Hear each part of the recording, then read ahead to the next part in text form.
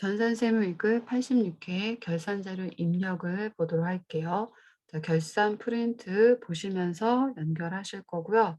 결산 문제 처음 만나면 제일 먼저 수동인지 자동인지 판단을 하시고요. 어떠한 내용을 조회를 해야 된다. 그러니까 보통은 10월 31일 결산의 시점에 누적 잔액 조회를 해야 되는 경우라면 합계잔액 시산표에서 조회하시면 되세요.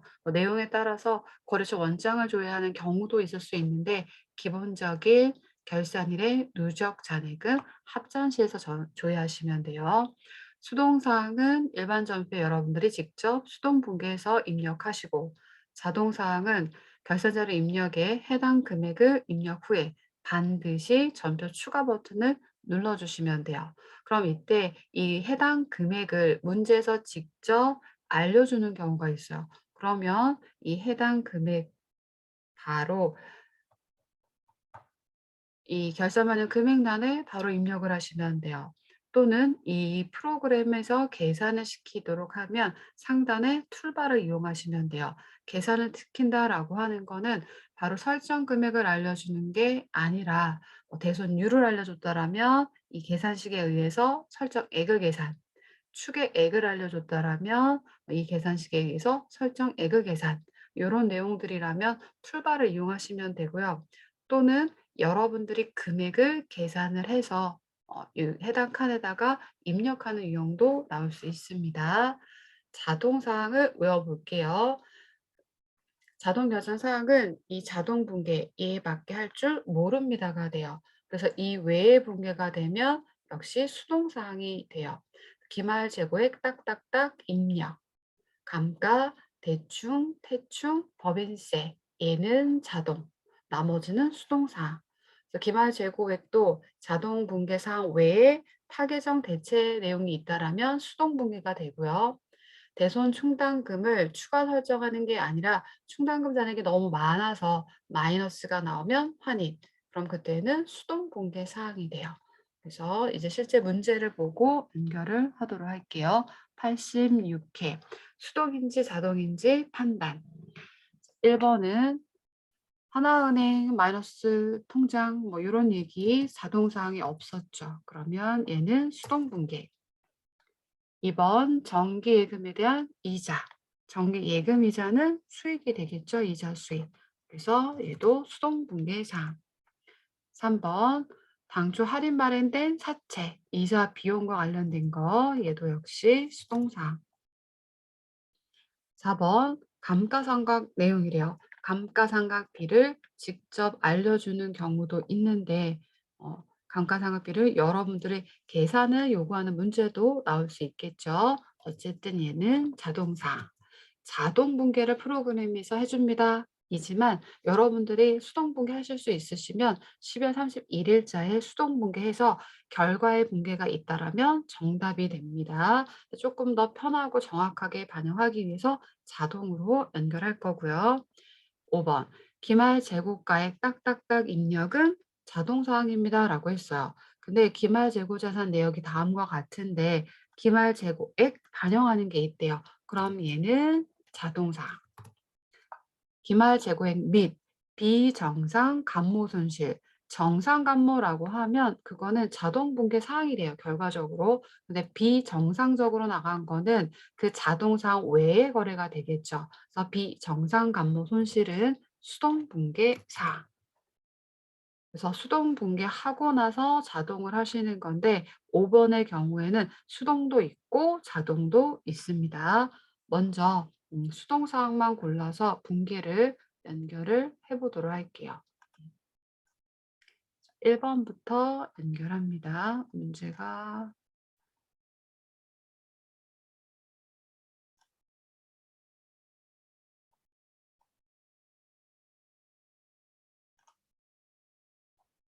86회 1번.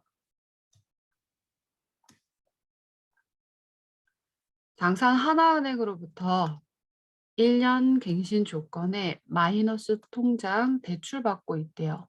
10월 31일 현재 통장 잔고는 마이너스 1,696만 5천 원.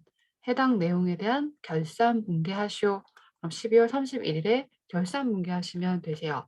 자, 우선 이 내용이 어떤 내용인지 파악을 하셔야 되는데 우리 하나은행 보통예금 통장에 돈이 없는데 계속 쓰고 있는 마이너스 통장이래요. 12월 31일 현재 마이너스로 뜨고 있겠죠. 그럼 이 마이너스 된 만큼은 결국 이 하나은행에 뭐 한 거와 같아요? 돈을 빌린 거와 같죠. 그럼 돈 빌려 쓰면 부채, 은행에서 돈 거래의 부채는 당연히 차입금, 기간이 1년이라고 주어졌으니까 단기 차입금이 되겠죠. 그러면 이 하나은행 보통예금의 마이너스만큼을 단기 차입금으로 대체를 해 주시면 되세요. 네, 실제로 이 내용은 기존에 돈 없는데 내용에 따라서 대변에 돈 없는데 보통예금에서 돈을 계속 빼서 쓴 거죠. 1,600, 965 땡땡땡. 그러면 우리 전산세무 시험에서는 보통예금 거래에는 특별히 거래처 걸지 않아도 정답 처리해 주는데 요런 유형은 하나은행 정도 걸어 주시면 돼요. 그럼에도 불구하고 거래처가 없다라고 하면 넘어가시면 되고요. 뭐 정답도 하나은행 제시하지 않아도 정답 처리는 해 줬습니다. 그럼 우리는 요렇게 돈 없어도 보통 예금에 뽑아 썼다가 여기 마이너스 난 만큼을 다시 0을 만들고 그만큼을 단기 차입금으로 대체 분기하시면 되세요. 그러면 차변에 보통 예금을 그만큼 증가시키고 어디 하나은행 1,600, 965 땡땡땡 그만큼 돈 빌린 거와 같으니까 1년 이내에 갱신 갚아야 되는 단기 차입금 어디 거? 하나은행 거 1,600, 965 땡땡땡 요렇게 분기해 주시면 되세요. 조금 더 난이도 있는 유형으로 나왔을 때는 이 하나은행에 마이너스 통장을 결산 분기하시오, 대체하세요라고 했어요. 그리고는 이 금액을 안 알려주고 문제가 나왔어요. 그러면 우리가 보통예금 회계 처리했을 때 당연히 이 보통예금에 대한 하나은행 거래처를 걸어줬겠죠. 그래서 채권 채무 거래처가 언급되면 거래처 원장을 조회를 하셔서 해당 금액을 단기 차입금으로 대체 분기하는 유형도 나오기도 합니다. 그럼 요런 유형이라고 가정하고 한번 백데이터 확인을 해서 보도록 할게요. 거래처 원장에 가서 1월 1일 10월 31일 시점이니까 계정 과목은 보통 예금이 되겠죠. 외우고 있다면 103번, 모르면 F2를 누르시면 돼요. 특정 회원지는 거래처니까 F2를 누르고 하나 은행을 선택. 앞에 코드 98004. 그러면 보이시죠? 요 금액 마이너스 뜬 만큼에 대해서 분개를 하시면 되겠죠. 그래서 이렇게 조회하는 유형도 나올 수 있습니다. 그다음에 2번 다음 자료를 이용해서 정기 예금, 은행에 돈 넣어 둔 거죠. 예금에 대한 단기분의 경과 이자래요. 단기분에 해당하는 경과 이자를 회계 처리하시오라는 내용인데 자 이거는 우리가 그리면서 연결하시면 조금 더 쉽게 자 기간이 있어요. 당해년도 7월 1일부터 7월 1일부터 내년 6월 30 1년 예금이래요. 6월 30 지금은 12월 31 일입니다. 12월 30 결산일. 자, 내용이 2억의 예금 금액이고요. 기간은 1년짜리고 연 이자율은 2%. 그럼 돈 넣어 놨으니 이자를 받겠죠. 이때 이자 수령하는 시점은 만기 때 요거는 이제 내년에 일시에 수령을 하기로 했대요. 그러면 다음 연도 6월 30일에 1년치에 대한 이자를 한꺼번에 받는 거예요. 그럼 내년에 이자 한 번에 받았다라고 해서 뭐 현금이나 보통예금으로 대변해 이자 수익이라고 하면 이때 이자 수익 인식된 금액은 다음 연도 즉 2022년도에 수익만 들어있는 게 아니겠죠. 단기분의 수익도 들어있는 거예요. 이러면 정확한 수익 비용 단기 이익 계산은 정확하게 이루어지지 않기 때문에 우리는 12월 31일자에 요 시점에 딱 서서 돈 못 받았어도 당기분에 해당하는 당기 경과한 이자에 대해서 회계 처리하세요 라는 얘기죠.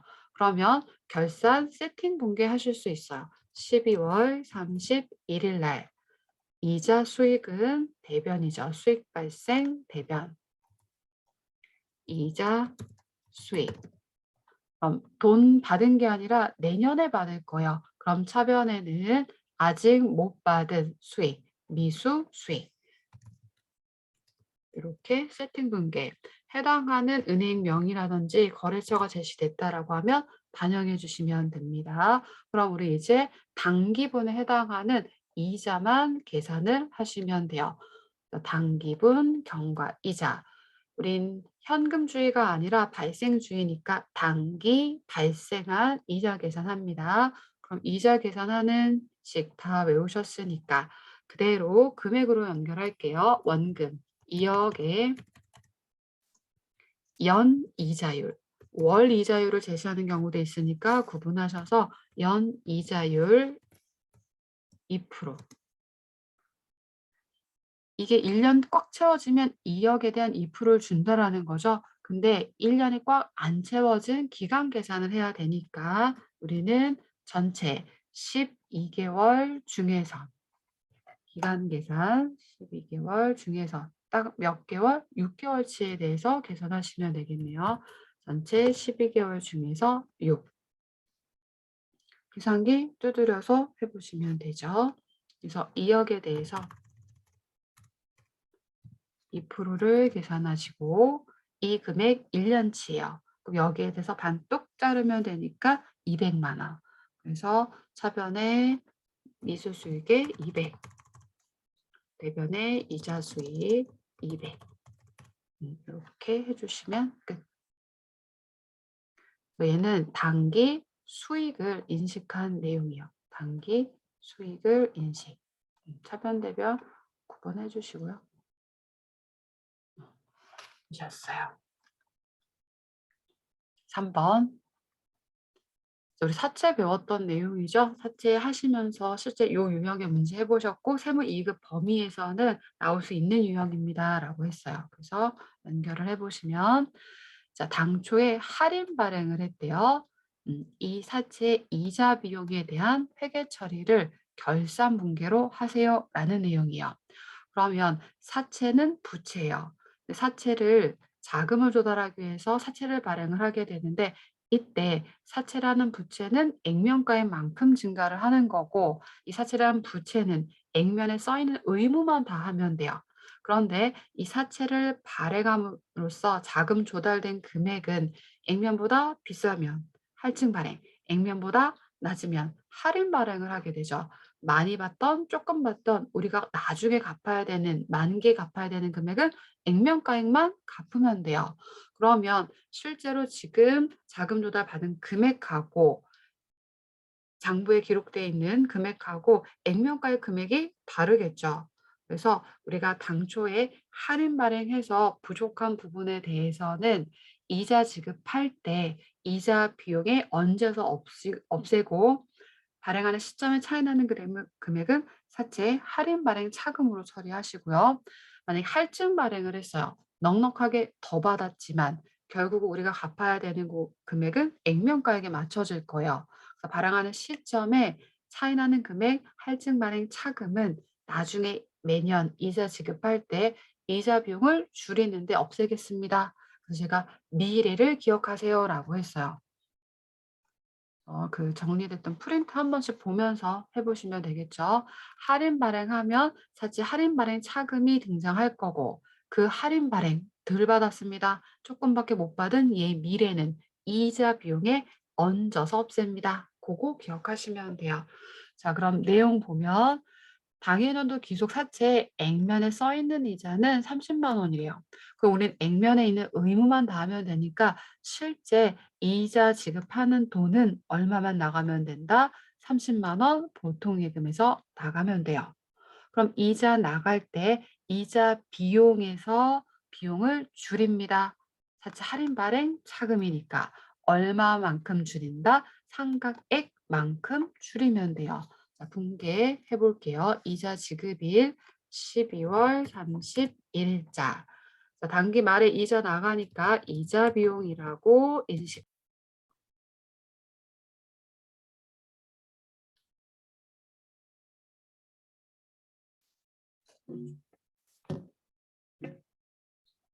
이자 비용 인식하시고 대변에 보통 예금에서 나가면 되죠.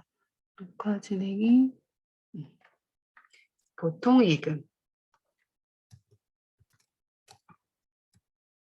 무조건 돈은 액면에 써 있는 이자만. 돈 나가는 만큼 비용 인식하면 이자 비용 30이겠죠. 근데 당초에 할인 발행했기 때문에 비용은 늘어날 거예요. 그래서 이자 비용이 얼마나 늘어난다? 이 삼각액만큼 늘어나면 돼요. 그래서 금액은 얼마가? 45만 254원. 그러면 차이 나는 금액만큼 할인 발행 차금은 사채라는 부채 차감 계정이니까 차변에서 존재해요. 없어지면 대변, 반대. 분계도 차변 대변 금액을 일치시키시면 사채, 할인 발행 차금 150, 254 이렇게 연결해서 없애주시면 되죠. 자, 수동 분계 사항이었어요. 이 세 문제. 4번은 자동 사항인 거고요. 자동 사항이긴 한데 여러분들이 좀 계산을 하셔야겠죠. 우선 수동부터 마무리할게요. 자, 5번에 기말 재고가액 딱딱딱 입력은 자동입니다. 자, 재고자산 원재료가 있는데 장부상 금액이 있고 실사 금액이 있어요. 장부와 실사가 같으니까 그대로 반영하시면 되죠. 실제로 기말 재고액 딱딱딱 입력해야 되는 금액은 어떤 금액을 입력을 해야 돼요? 실사 금액을 입력하시는 거죠. 실사 금액을 입력, 이 금액. 원재료는 550만 원을 입력하시는 거고, 제품은 1,400만 원 입력하시는 거고, 상품은 1,600만 원을 입력하시면 돼요. 기말 재고액 딱딱딱은. 자, 그런데 얘네들은 장부 금액과 차이가 나죠. 나머지 제품과 상품은. 50만 원의 차이, 아니, 40만 원의 차이가 나는데 비정상 감모래요. 그러면 비정상 감모는 제품이 매출 원가가 돼서 나간 게 아니라 다른 계정으로 나갔기 때문에 얘는 수동 분계 사항이 되는 거고요. 수동 분계 사항. 정상 감모분에 대해서는 상품이 없어졌는데 정상 감모로 봅니다라는 건 매출 원가가 돼서 사라졌다라고 보는 거니까 실제 있는 금액만 딱 입력하면 없는 만큼을 그냥 매출 원가로 자동 분계를 해주겠죠. 그래서 정상 감모는 우리가 할 게 없어요. 그냥 가만히 두시면 됩니다. 그래서 여러분 나눠드렸던 결산 프린트에 보시면 이 내용 있었었죠. 요 내용 그대로 기말 재고액을 딱딱딱 입력하면 원재료는 재료비, 제공품은 완성된 제품, 제품은 팔려서 없어진 매출원가 이런 분계 자동입니다가 되는 거예요. 그래서 이 제품이 정상 감모로 사라졌다라면 실제 있는 것 말고 없는 만큼은 매출 원가에 포함시키는 거니까 그때의 정상 감모는 그냥 두면 돼요. 그런데 비정상 감모분에 대해서는 해당 재고자산이 없어졌는데 차변에 매출 원가가 아니라 재고자산 감모 손실 다른 계정으로 나갔으니까 수동사항으로 연결하시면 되세요. 자, 그러면 수동 공개 연결해 볼게요. 12월 31일자에 누가 없어졌대요? 제품이 대변에 제품 재고자산 차이나는 40만 원. 차변에 팔려서 없어진 매출 원가가 아니라 감모 손실, 비정상 감모분 영업과 무관하게 나갔으니까 900번대 재고 자산 감모 손실 처리해 주시면 되죠. 금액은 40만 원. 칸이 없으니까 저는 생략할게요. 다만 이때 이 제품은 판매를 위해서 우리가 만들었어요. 그래서 매출 원가가 돼서 없어지는 게 정상. 다른 계정으로 나갔으니까 타 계정으로 대체액을 적용을 걸어 주셔야 되겠죠. 이렇게 수동 분계 수동분계 사항으로 이해하시고 자동에 들어가서 이 금액을 딱딱 입력을 해주시면 됩니다. 4번은 자동 사항인데요. 금액 계산하니까 문제 먼저 풀이하고 수동 입력을 하러 갈게요. 기말 현재 보유하고 있는 감가상각 자산이 다음과 같대요. 감가상각 B 관련된 회계 처리하시오라고 되어 있는데 여러분들이 고정자산 등록을 보셨어요. 그리고 자료를 이렇게 주어지면 이 자료를 고정자산 등록에 입력을 해야 되느냐? 안 해도 돼요. 문제에서 언급을 했고요. 고정자산 등록에 입력하고 감가상각을 결산에 반영하시오라고 하면 고정자산에 등록을 하시는데 이 문제는 이 자료를 가지고 감가상각비 회계 처리하시오라고 했으니까 여러분들은 자료로 금액 계산해 주시면 됩니다. 근데 물론 이 자료를 고정자산에 그대로 입력하면 프로그램이 계산해 주겠죠. 그래서 그런 방법을 쓰셔도 되는데 금액 계산이 더 단순할 수 있으니까 바로 계산해 보도록 할게요. 자산은 차량 운반구고요. 영업부래요. 그럼 감가상각비는 판관비 항목이 될 거고요. 취득 원가가 3천, 전기말 감가상각 누계액은 300, 취득일이 2020년 7월 1일이요. 자, 그럼 여기서 중요한 표현이 뭐냐면 우리는 소소하게 시간도 단축할 필요가 있겠죠. 단기 취득을 7월 1일 날 했다라면 얘가 의미가 있겠죠. 왜? 실제로 우리는 취득 또는 처분을 할 때 취득 시부터 10월 31일까지 사용한 기간에 대해서 또는 전년도 결산에 감가상각을 하고 1월 1일로 넘어와서 중간에 처분을 하게 되면 그 기간, 사용한 기간에 대한 감가상각하고 처분을 하셔야 돼요. 그래서 이 취득이 중요한 부분인데 당해 년도에 취득을 해서 당해 년도 감가상각을 계산하는 문제였더라면 의미 있겠죠. 중요하겠죠. 그런데 이 문제 2021년도로 바뀌어서 제가 수정한 연도예요. 그러니까 그냥 정액법으로 감가상각한다라고 하면 그냥 온전하게 1년치에 대해서 전부 감가상각하시면 되겠죠.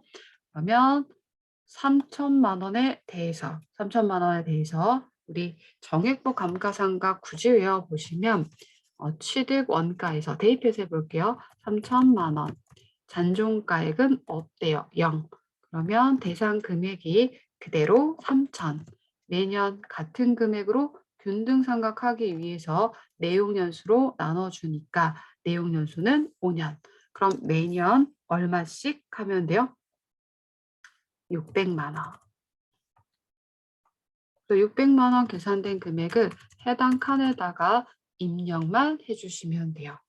근데 만약에 이게 2020년도의 문제였더라면 여기에 이게 꽉 채워진 1년치, 1년 꽉 안 채워졌으니까 기간 계산, 전체 12개월 중에서 7월 1일 취득했으니까 6개월을 이렇게 올려서 기간 계산해야 되는 거, 그거 감안하시면 되고 지금 온전하게 1년치니까 이렇게 계산해 주시면 돼요.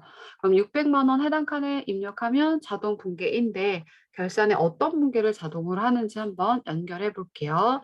12월 31일자에 차변의 감가상각비죠. 네, 이때 감가상각비는 영업부서니까 800번대를 선택하시면 돼요. 800번대. 대변에는 감가상각 누계. 마무리는 해볼게요. 대변에 감가상각 누계.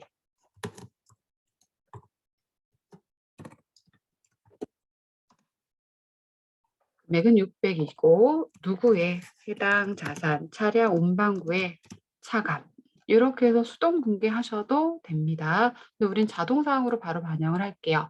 그럼 이때 입력을 할 때는 해당 금액을 판관비 칸에다가 입력만 해주시면 돼요.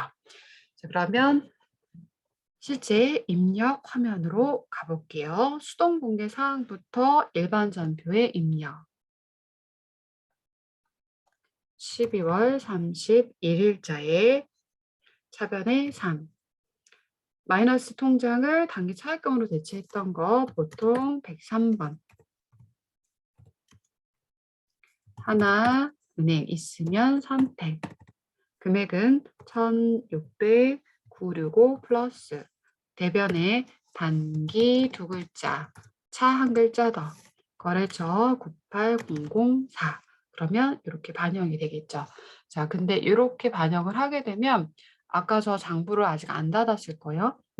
여기 마이너스 떠 있죠. 근데 방금 이 결산 분계 마이너스 된 만큼을 차변해서 보통 예금 증가를 시켜서 메꿔주고 그만큼을 단기 차입금으로 대체하는 분계를 하게 되면 여기 거래처 원장 그대로 열려 있더라면 상단의 조회 사라졌죠.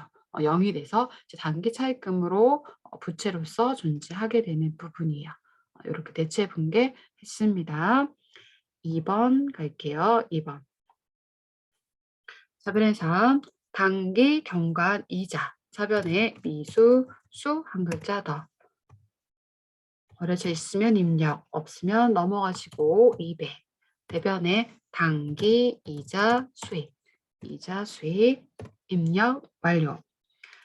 사채 이자 지급한 거 할인 발행 차금의 상각. 차변의 3. 이자 비 한 글자 더. 단기 실제 지급액에다가 당초 할인 발행해서 부족했던 부분에 대해서 이자 비용에 얹어서 없앱니다. 얼마만큼? 상각액만큼. 이자 비용이 커졌어요. 대변에 실제 돈 나가는 거는 보통 예금에 금액 나눠주셔야겠죠. 액면에 있는 이자. 차이 나는 만큼 사채 할인 발행 차금. 선택하면 차이 그대로 띄워줄 거예요. 1번부터 3번까지 수동사항, 5번의 수동분계, 차변의 3, 재고 두 글자, 간모 손실 900번대 선택. 금액란에 가서 해당 금액이 얼마였죠? 40. 이변에서 제품이 없어졌대요. 제품. 이렇게 입력하고 그냥 가면 안 되겠죠. 적요란에 항상 코드란에 가서 여기 딱 도착하면 밑에 적요 보이시죠? 우리 이미 외워놨어요. 8 타계정 대체. 8에서 입력해 주시면 수동사항은 완료가 됐어요. 자, 완료되셨으면 자동 결산 입력하러 갈게요. 결산 자료 입력 클릭. 자, 얘를 열면 수동 입력까지 한 모든 데이터를 끌어옵니다. 01월에서 12월. 그래서 제가 이거 아까 다른 내용 하다가 아니오를 누를게요. 다 끌어왔어요. 이 화면은 손익계산서 계산 구조와 같아요. 그래서 매출액, 매출 원가. 이때 매출 원가는 제품 매출 원가니까 제조 원가 명세서가 통째로 들어와 있어요. 그래서 공장 500번대는 이 앞쪽에다 입력을 하시고 매출 원가 집게 되면 매출 총액 그 밑에 판관비 차감이니까 판관비 부분은 밑으로 그리고 손익계산서 맨 마지막 집에 법인세 이렇게 구조를 잡으시면 돼요. 자동 결산 사항은 해당 칸의 금액 입력 또는 상단의 툴바를 이용하시면 되죠. 그럼 우리 4번의 문제가 자동 사항이었어요. 자동 감가상각비 판관비에 입력하도록 되어 있었죠. 영업부서니까 다시 올라가 보시면 여기 판관비 감가상각비 차량 운반구 요 칸에다가 금액 계산했던 600만 원 입력. 마지막 5번에 기말 재고액 딱딱딱. 자, 요거는 이제 여러 차례 입력을 하다 보면은 또 회계에서도 워낙 자주 나오던 거죠. 아주 단순한 쉬운 기말 재고가액 딱딱딱. 재고 자산 파트는 맨 위쪽에 들어가자마자 등장하는 애들이에요. 그래서 제조 원가 명세서 상에 이 원재료, 기말 원재료 재고액 이 칸에다 입력을 하시면 되고요. 매출 총익 부근 딱 이 위로 제품이 먼저 있고 기말 제공품 요 칸에다가 칸에 좀 익숙해지시면 되겠죠. 그래서 들어가자마자 보통 원재료, 매출 총이익 위로 제공품, 제품이 있습니다. 실산 재고가액 순서대로 입력할게요. 상품도 있다라고 하면 입력. 실제 문제 상품이 있네요. 상품 먼저 1,600만 원. 그리고 밑으로 쭉쭉 내려가서 원재료가 있었는데 원재료가 550 그리고 매출 총이익까지 쭉 내려가시면 제공품이 없는 거네요. 제품에 대한 재고가액에다가 실사 금액을 입력. 해주시면 완료. 해당 칸을 입력해서 끝나는 게 아니라 전표 추가 버튼을 눌러주셔야 돼요. 예 누르시면 자동 결산 본게 완료. 항상 얘를 확인하십니다. 창 닫고 어떤 분께 해줬는지 볼게요. 저는 창을 닫지 않았기 때문에 아까 수동 공개 입력한 상태예요. 새로 들어오신 분들은 바로 보일 거고 열려있는 상태라면 조회를 눌러서 집계해 보면 결자 결대로서 자동 분기 사항을 완료를 했습니다. 실제로 우리 세무 2급 범위에서는 여기까지 끝나는 유형도 있고 여기까지 끝나는 유형도 있고 그다음에 이익잉여금 처분 내역 반영하는 내용들도 있겠죠. 그럼 이제 이 순서대로 들어가시면 돼요. 이 문제는 여기서 완료를 해주시면 되세요. 여기까지 해서 80 우리 6회인가요? 86회까지 프린트 상에 있는 결사 문제를 정리했습니다. 나머지 교재에 있는 결사 문제들 전체적으로 기출문제 많이 풀어보시면 되세요. 수고하셨습니다.